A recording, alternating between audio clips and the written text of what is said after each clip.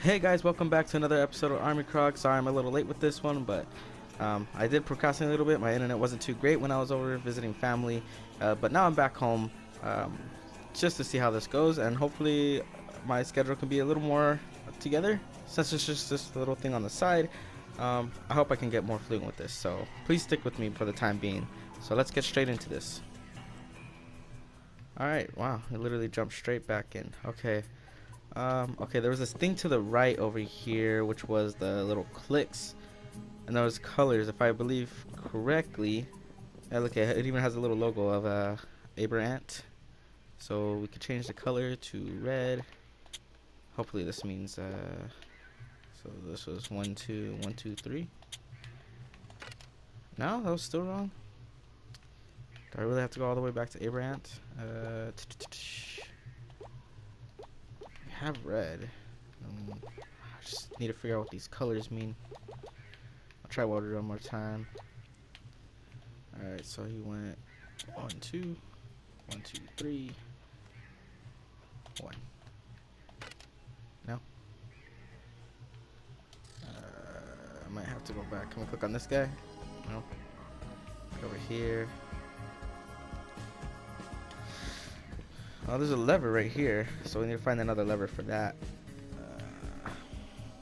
Is this where we came from, or did I come from the top? I think this is where I came from.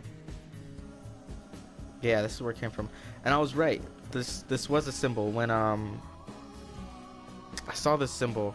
I believe it was when the tree thing was talking. I think it was like the little symbols that fly. It's just very faint, but I'm sure that was it. I knew I recognized that symbol. I just couldn't remember from what.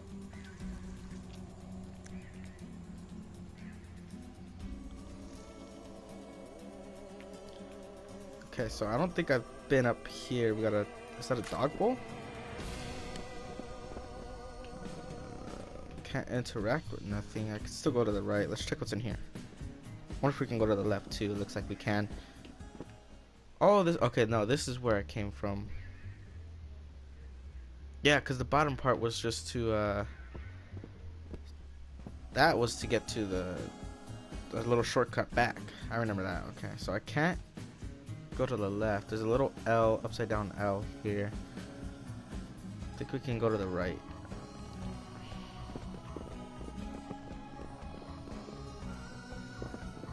Okay. Oh, so we got colors here. I believe these might be the colors of the things down on the bottom with the panel. So we got circles up here. We'll circle with the lines, stars. Okay, let's see. So we got a lever here. What does this do? Click Jason's spear. Nothing. Let's try pulling the lever. Can we pull it? Oh, we can't even pull it. Oh, I guess we'll check the next area. That looks kind of familiar. Kind of familiar. The symbol? Is that what you're talking about? I mean, don't really recognize these symbols. Got the statue here we can click. Oh, look, it's a symbol from the last room. Got a button here and a button here.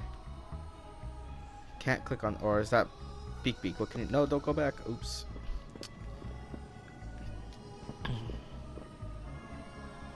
Just trying to get beak to step on it. I could click the wall too, so I wonder what that means. Pretty sure it'll just zoom in on it. Okay, he can click on the button. What does it do? Oh, thanks, little buddy. Okay, let me try clicking this button.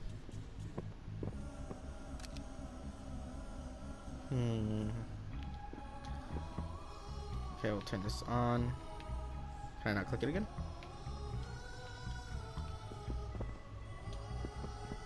I can't click it again. Beva and I spent many weeks trying to come up with an experiment that would give us clear results to our hypothesis. Many other experiments were conducted, most of them mundane. I will not bore you with the details, but I will bore you with the results. We found that most living bodies could go without a soul for some amount of time. It may only be a few seconds, but none of the bodies could survive without a soul for longer than 2 minutes under normal room conditions. We tried a soul transfer in the winter on a hibernating hamster, and its body survived after 4 minutes without a soul, but most did not survive that long of an ordeal. There were problems with the bodies we were using in that the stopped heart removed the ability to deliver oxygen to the subject's brain. So some soul transfers were successful, but... Oh, okay, scroll down. Some soul transfers were successful, but the brain damage of the body was often so great that the spirit was incapable of flight, had no memory, or died sometime later. We hated being the cause of these birds' deaths, so we tried to return their souls to their bodies within 2 minutes. The disintegration of Specimen X. Specimen X was lost when we unhooked the claw from its bird's body midway through a transfer. The body went transparent, then vanished completely. It was unclear what happened to the bird's soul, but we could hear it chirping in the air around us even after the body was disposed. This was strange, since the bird's soul was not attached to the body's vocal cords, and yet both Meva and I could hear it. Specimen X's chirping went more and more distant before it was silent, never to be heard again. It was unclear as to if the body is disintegrated by choice, or the purple fuzzball, or because of the disconnect of the soul transfer machine. This brings us to Specimen Y. Let's see how much longer is this. It's quite long. Alright, so bear with me on this. I am actually interested in the lore, so if you want, you can just skip ahead. I should leave a time down below on where it could you could skip to. The disintegration of Specimen Y. During the soul transfer of Specimen Y, I prodded the purple fuzzball with a stick, and everything in the room came to a stop. The lamp in the room remained lit, but it went dim. For a moment I experienced what Specimen Y was feeling, and at the same time I could see his body splitting from his soul. I felt my heart beating in my chest. Then I saw my body from my Specimen Y's point of view. I felt terrified. My body looked like a giant, poking the purple fuzzball with a stick and standing across from my little bird's body. The room went bright white, now slammed back into my Cirque body. Mev and I were flung across the room, our bodies pressed against the wall by an unseen force. When the room went back to normal, Specimen Y's body was gone. As was the rock his soul was supposed to cast into. The stick was still in my hand, but it made chirping sounds. The stick chirped for several days, but faded as the days went on, until the voice died entirely. Sorry if I can't read it fluently. This is my first time running through it, so I may stumble here and there. The visit. We were eating breakfast when the cabin was shaken. It stopped. An intermittent hum came from the backyard. We rushed out to find a spaceship covered in stars floating just above the ground. It was half the size of our cabin. We walked around it. I put my hand on the hull. It was cool to the touch, and the ship moved, even under the slightest pressure of my hand like a balloon. I wonder if it has a door, I said. Just then, as if by coincidence, the edge of the door appeared. Then it disappeared again. Meva saw it too. We tried to find the edge of the door with our fingers, but there remained smooth aside from 2 large gashes to the left of where the door was. I wonder if something is inside. Again, the edge of the door appeared, open only slightly, but even to allow sound to escape from the ship's interior. Sorry. Wah! A cry came from inside, not the cry of something big, but of something small. It sounded like a child, Meva gasped. We have to get in. As if moved by her demand, the hatch opened wide, a small set of stairs extending to the ground. The cry came louder now that the hatch was open. We couldn't see it inside because white lights flooded from inside. Meva was halfway up the stairs before I grabbed her arm. Meva, we don't know if it's safe. Wah! Came the baby cry again. Sorry for my bad voice acting. There was fire in Meva's eyes. Someone needs us. We'll find out if it's safe later. She pulled me up into the bright light. I stumbled on the steps, and then we were inside. Meva tripped over something beyond the door, and she gasped. We stood there for a moment, waiting for our eyes to adjust to the light. From inside the craft, it was hard to make out any sounds beyond the hum of engines and the crying. Finally, through squinted eyes, we saw that what Meva had tripped on. 2 beings lay on the floor together, arm in arm. I would have thought they were asleep, but their faces were gone. The skin already stretching around the shape of their skulls, eyeballs dried and sunken. Meva covered her face. I knew what had killed them. I had seen it before in the mines. When a miner was being punished for something particularly terrible, he would have his rations taken away. These were the effects of starvation.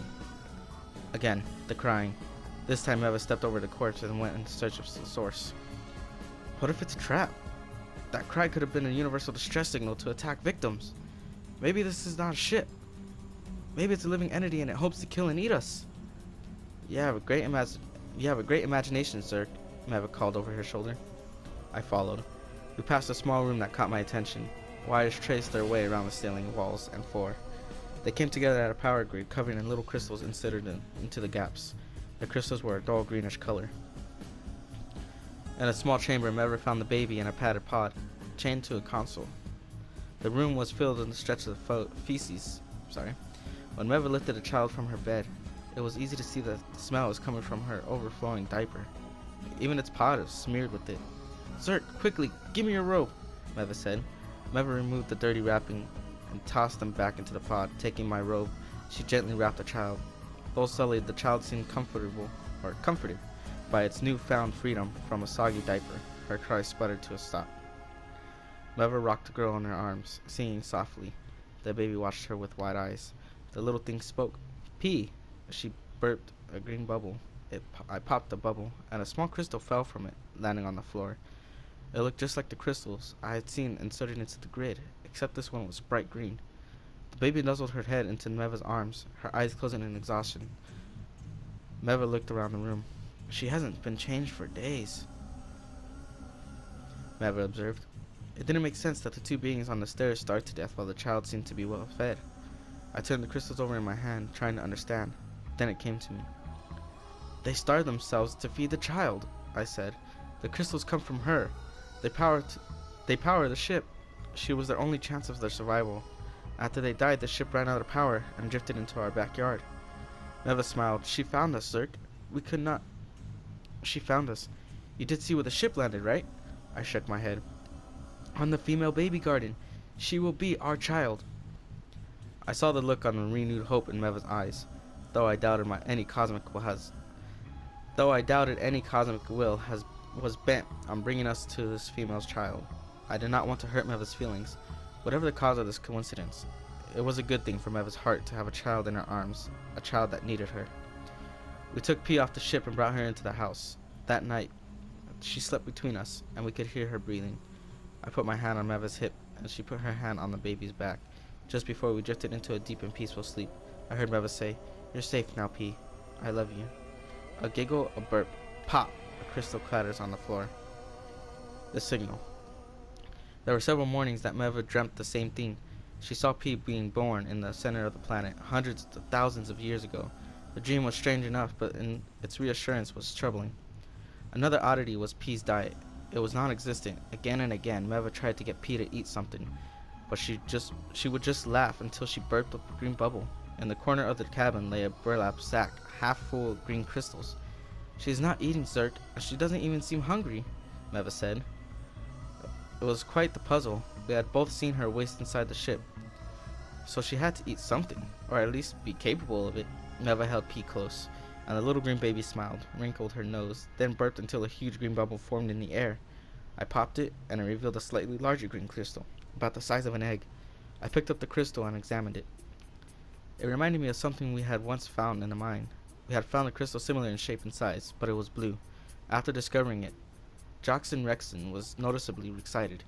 He ripped it from my hands and examined it in the light of one of our headlamps. He said it was K-tonium. He said something about selling it and buying a new house. He slipped it into his pocket and we never saw it again. Could these little green crystals be similar? That evening we were sitting on the front porch, enjoying the cool mountain air. Meva was testing P with the little straw doll she made, and P was giggling, as usual. I examined the crystal. Where was a low hum? Not from the crystal, but from beyond the trees, from the valley road. What I saw was like a boot to the stomach. 3 military hover pods stopped on the road. Scores of soldiers poured from them and disappeared into the trees between us. "How did they find us?" Meva cried. I looked down at the green crystal in my hand. P was emitting a source of power that would show up on the radar of every military vehicle across the country. How could I be so stupid? They were not coming for us. They were coming for her. We ran back into the cabin. I dug out the sock with the abominate's finger. Even if I managed to kill some of the soldiers, I would have never stopped all of them. Escape was our only option. "Quick, Meva, to the ship!" We ran to the back door, just as the soldiers reached the front of the cabin. "Open the hatch!" I yelled at the ship, and it obeyed. Meva scrambled in with P, and then I remembered something. The soul transfer device was still inside the cabin. I nodded to send Meva into the ship as I ran back to the cabin. Close hatch, I yelled over my shoulder, and the ship obeyed. Inside the cabin, the front door groaned against its rusty hinges as the soldiers pounded the other side. I saw shadows pass the side windows. They're going around the back. I fell onto my belly in front of the bed, and I pulled the device out. I was nearly back outside when the front door gave, bursting inwards. Darts bit into the doorframe around me, and I slammed the back door closed on them. Soldiers came around the sides of the cabin. Open! I screamed at the ship as darts pinged off the ship's doorframe. I dove inside before the stairs even had time to extend. I shouted for the hatch to close, and not a moment too soon, boom! A concussion bomb made the ship's reel. Meva was thrown against the wall, her arm shielding P. I held up the device for her to see, and she nodded. Another concussion hit the ship, throwing me to the floor. They're shelling us, she yelled. We ran into the control room together, but none of the controls made any sense. Meva was in despair. How do we take off? Suddenly I remembered the green crystal in my pocket. It was a bright green. It was bright green, like the sun casting through a new spring leaf. Power. The ship needed power. I raced down the hall and into the room with the grid. I tore out a dull green crystal and threw it aside. I inserted the new bright green crystal in its place. A voice from overhead said, Plutonium accepted. 12% charge. Instantly the ship turned on an unseen pivot and shot upwards, pressing us onto the floor. The whole room rumbled and shook as we gained speed. From where I lay on the floor I could see Meva, but I could not get up to be with her. She was pinned to the wall, clutching P in her hands, straining against the pressure. She tried to hide the fear on her face. All went silent. We had pierced the atmosphere. The resistance was gone, and the vacuum of space enveloped us. Meva and I scrambled into the control room. The knobs, levers, and buttons were a complete cipher. Does anything look familiar to you? Said Meva. I'm a miner, Meva, not an astronaut. Don't worry, Zerk, Meva said. We are family now. I would rather be here with you and P than back in my father's palace. Though hurling through space, I could say that in this moment, I am complete. I laughed and my heart grew stronger. I said, You are Armikrog. That is what I should call you from now on. Meva's face contorted. That's a horrible sounding word. What does it mean? A wrinkled man of the Wanadi Desert tribe was sold into slavery and worked with our mining crew. Whenever his hammer fell on the walls that were too hard to be chipped, he would shout Armikrog at the rock. That's you, the immovable rock. Meva shook her head and laughed. Never call me that ugly name. Okay, I said, then mumbled under my breath, Armikrog. I heard that. End. Wow, that was long. Sorry for everyone who had to bear through that with my horrible voice acting. I didn't really expect that to happen. But yeah, that's done. Sorry that took a lot longer, probably about 10 minutes. And we're back. Okay, so that was an interesting story. So they found P just as I did. But apparently P's parents were starved to death. Inspire others to great heights, and your objectives shall be reached. Inspire others to great heights, and your objectives shall be reached. I see a little outline of a door here. Can I turn the light? Oh, okay, I can turn the light on again. So I guess I read all of that, all of this right here in the back. So that would make sense. So what is Beak Beak's just staring there like? What else could I do? There's nothing else in the room besides the light and Beak Beak and the wall. And I'm pretty sure he's just gonna say the same thing again. We'll try one more time. A small room is a tall room, depending on where you put the floor. So does he say different things every time? I'll try it down here. Although peaceful by nature, we do have some light artillery. Its operation requires a correct answer. So I gotta go back to Abraham Lincoln, I guess, and get the answer from him. Come on, Beak Beak, let's go. You could just... Okay, bye. Okay, here it comes. So this is orange, blue, purple, red, green. You got Jason Spear, Bob Dahl, Elliot Ballo, Skello, and Tetsuya PK Anzog. I don't know what the hell that says at the bottom. It's like I don't know. You got the little Armikrog sign up here. Nothing else I could click. Pulling these levers certainly don't do anything, at least.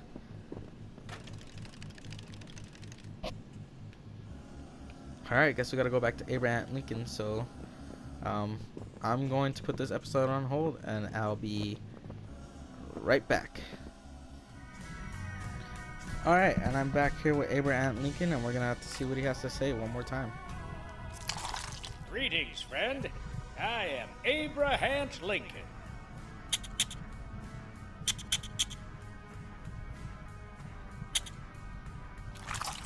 Alright, so it was 2 on top, 3 on the middle, and then 1 on the bottom, but I don't know what the colors are, because he doesn't reveal any color. Okay, this was the thing to turn, but he doesn't show what colors. I'm gonna check one more time in case I'm missing something. Greetings, friend. I am Abraham Lincoln.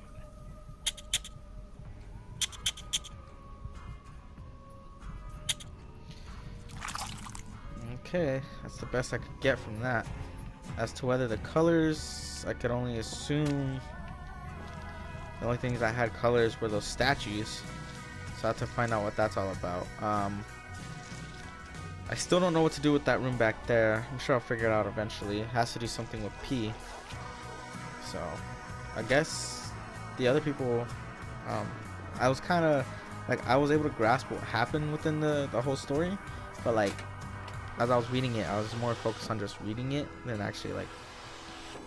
So I kind of understand what's happening, and I kind of, in a way, don't. But I like majority. I just know what happened.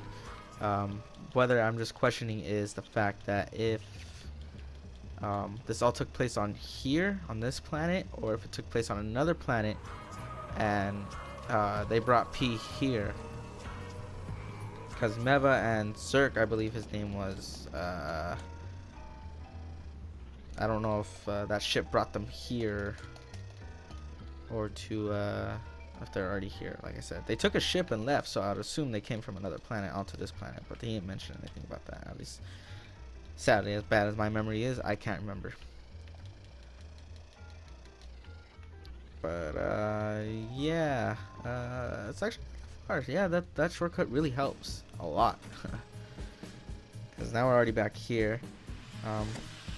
Felt like it took a lot longer going back than it did to go here. So, even with that shortcut. Alright, so we'll try this one more time. Because it shows Abraham's thing right there. Unless I'm missing a lever. But where do I find that lever? I know there's the area down in that area below. So we went 1, 2, 1, 2, 3, and 1. Let's try. I'm gonna try at least every color real quick. Okay, so I guess I need to find that lever first. Oh, okay. Pushing square will help me switch between Beak and Tommy faster. I keep forgetting his name sometimes. It's Tommy Knot, I believe his name was. But call him Tommy for short.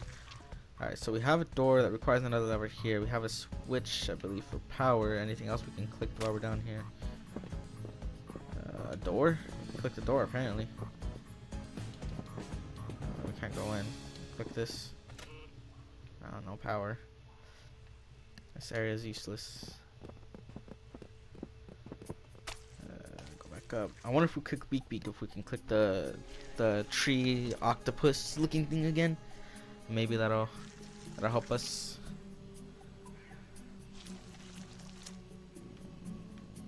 Because clicking it with Tommy will just, yeah, the oof, and then same thing with Beak. Can Beak interact with this? No. Go in here, I guess. Oh no, that leads back to, yeah. Whoops. Let's go back in.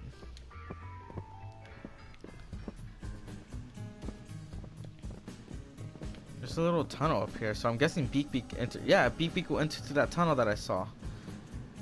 There's symbols up here. And clicking these do nothing. But yeah, the little tunnel I saw at the top that had the outline Let's do nothing. I'm guessing Beak Beak goes through there, and then he sees that he talks to the tree octopus thing again. See this thing right here goes through here, but I need to figure out how to get through there. So Inspire others to great heights, and your objectives shall be reached. that's this up here, but I can't. And then this just gets back to the story. Yeah, see. Oh wait, what's this? I wonder if this is just lore, or if this actually has something to do with. Okay, it's a little shorter. At least I believe so. Reading it won't be short. I'll leave that on the side for right now. If you guys are interested in the lore and would like to see this, please leave a comment in below and let me know. But for now, I'm just gonna skip this. I'd like to know if you guys would like to know the lore, because I am interested too. But Thanks, see, Beaky. That really helps. he sounded sarcastic there. Let's see. I did not. Oh, I am so dumb. What the hell is all this? So I got 2 blues. Oh no, you got 3 blues. Sorry, 1 orange and 1 green. Does that have something to do with that? There's only 3 of those though. So Skello will have to do something with this. Oh my gosh. Okay, so how will I know which one's the right one?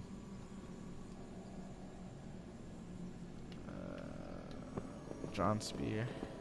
Or Jason Spear, sorry. So they'll light up if it's right?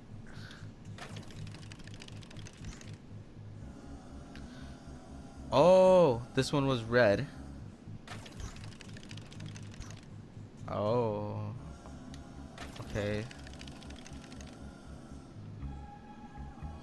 What color? Okay, so I think this was green.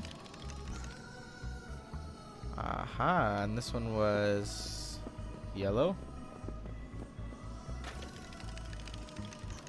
Oh snap, okay.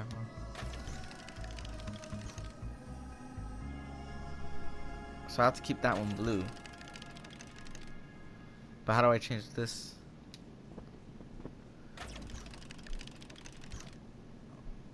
Oh, I need the red there. I'm extending a little over time on this because I will be cutting this down. Can I... Maybe I can get... Because I have left this a little too long with the whole lore. So I will extend on this one. Can I... Oh, I know what I was gonna do and I blanked out as I was talking. Sorry. I'm gonna have the two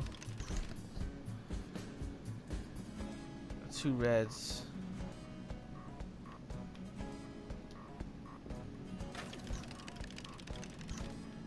Hopefully this helps. Okay, so that's purple already.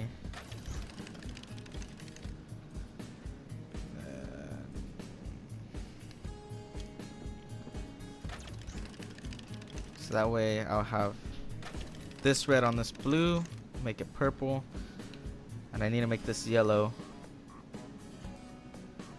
So but then those two just sit up there. How am I supposed to get those two down?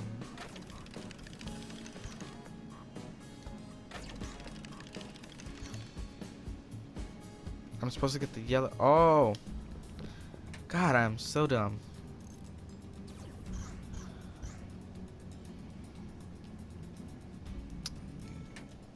Freaking bastards. I have to get yellow there either way. Oh, it's not yellow? What color was this? Because if that's green, this is red, this is purple, and this is blue. Shouldn't this have been yellow? Oh, it's orange, isn't it? And then red and yellow. Yep, there it is. Okay. God, I'm so dumb. I have a really bad memory. What is... this was blue. Wow, they really changed things up by making this one switch everything. Because I need that yellow there. See, what I'm not paying attention is to, I'm only taking account for these three changing. I'm not taking account for everything else and how the rotation works. So I got the orange and blue here, and green here. This was red. So what color does this change into if it's green? That changed the totally wrong one. I didn't even want to change. So let's change this back.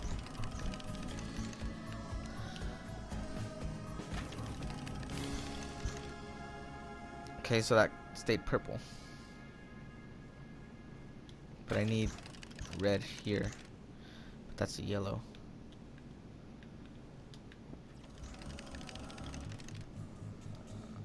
I need to get that red to stay there. Yes. So I need to keep this one here. Okay, I think I got it.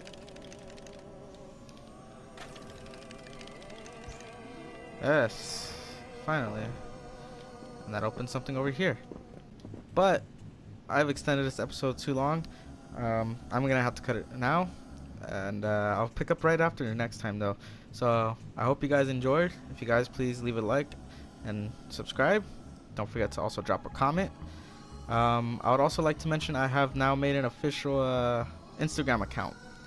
I'll put that in the top right corner, and please, if you would like to go follow it, please do. And I will be posting any updates on my channel, any videos that are coming, or just any other slight news about my channel. So please go follow that if you'd like to keep updated. But other than that, if you enjoyed, I hope to see you next time.